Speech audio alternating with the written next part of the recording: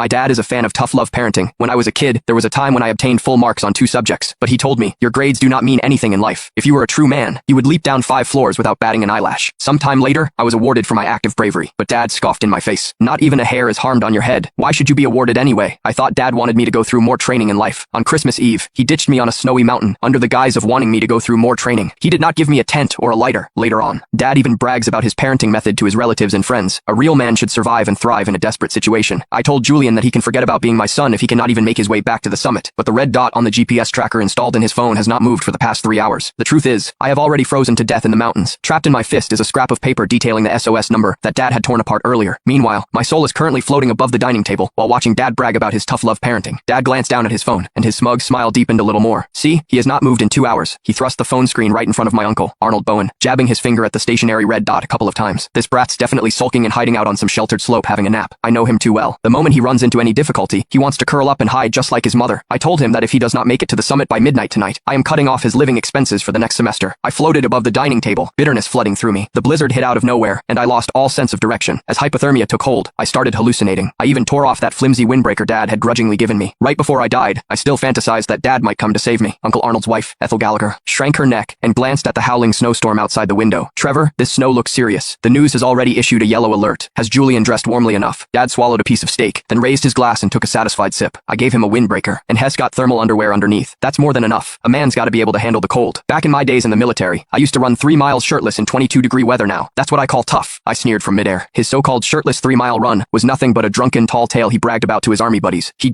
turned his own drunken fantasies into truth, and then mercilessly imposed them on me. But Dad, I was already stone cold dead. I floated right in front of Dad. I wanted to tell him that I had tried my hardest, that I had wanted to keep climbing, but my lungs felt like they were exploding, each breath like swallowing knives. My legs had gone numb long ago, all because of the single-layer hiking boots he forced me to wear to toughen up my will. I screamed right in his face, Dad, I am cold, so cold. After muttering something under his breath, he picked up his phone and held down the voice message button. Julian, quit playing dead. I see your location has not moved. Are you staging a sit and protest against me? Well, let me tell you, it will not work. If you are not at the summit by midnight tonight, do not even think about going back to that crappy college of yours. You can go work on a construction site instead. His finger lifted, and the message was sent. I stared at that familiar chat window. The last message was still the one I sent him 3 hours ago. Dad, I cannot breathe. Is the medicine in your bag? I think I forgot to bring it. His reply was, medicine. I already threw it away. That stuff's a crutch for the weak. Just tough it out. It will pass. In that moment, I fell into utter despair. I kept climbing in the snow until the last trace of warmth drained from my body now, floating in midair. I stared at the face of the man I had called Dad for 20 years. Suddenly, he felt like a complete stranger. This was my dad. To him, my life was worth less than a plate of appetizers or a topic to brag about in front of relatives. Just then, urgent pounding on the door rang out, mixed with the piercing sound of the doorbell. Dad frowned in displeasure.